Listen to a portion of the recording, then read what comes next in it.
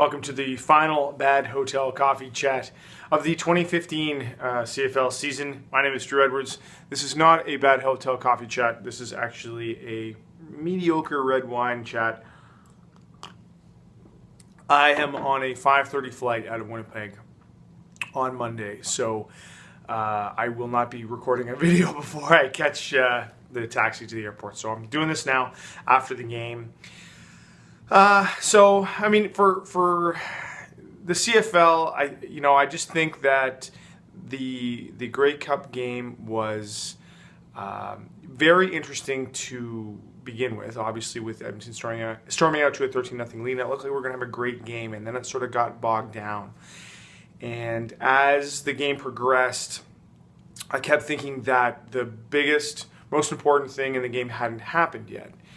The thing that would ultimately decide the game. And what that turned out to be was a pass interference call that was determined through replay challenge. And that replay challenge, with about 5 minutes to go, changed the complexion of the game, and it allowed the Eskimos to score the winning points. And so now we've got back-to-back Grey Cups that have been decided essentially by officials. And I think that it sort of follows the narrative that we've been talking about really since for a couple of seasons now, which is one of the fundamental problems or issues. I shouldn't say problems, but fundamental issues of the game is officiating. I just don't think you necessarily want officials or replay or whatever just deciding the outcomes of the game, and that's kind of how this felt. And that, again, I don't think there was a mistake made or a problem with the officiating. I think overall it was a fairly well officiated game, but the most important thing that happened in this game was a replay challenge, and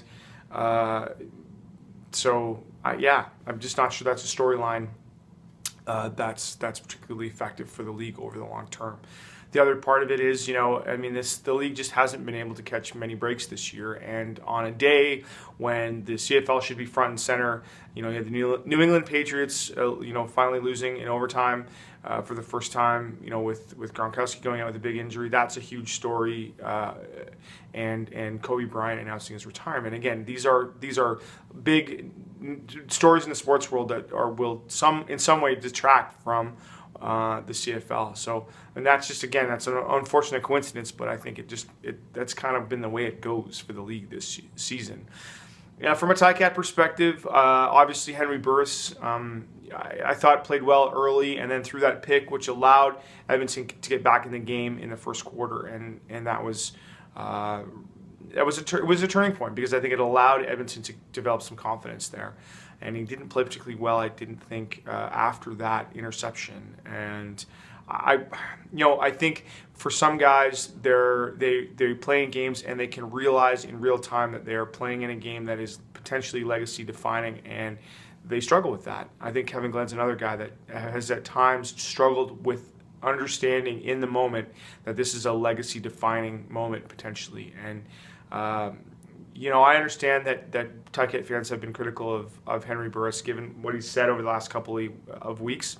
I understand that, but again, I think for Burris, I don't think he was the reason why they lost, but he didn't necessarily play to the level that allowed the Red Blacks to win this game. He didn't win it for them, I guess, is the way to say it. I think Ottawa had a lot of chances in this game. I think they'll look back on it and look at some of that replay and think, we really had an opportunity to win this game. So on the other side, look, I don't cheer for teams, as I've said many times.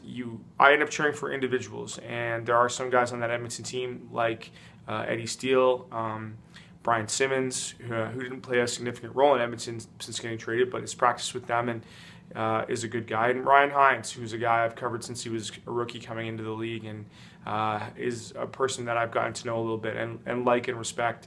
It's nice to see those guys be successful, I guess.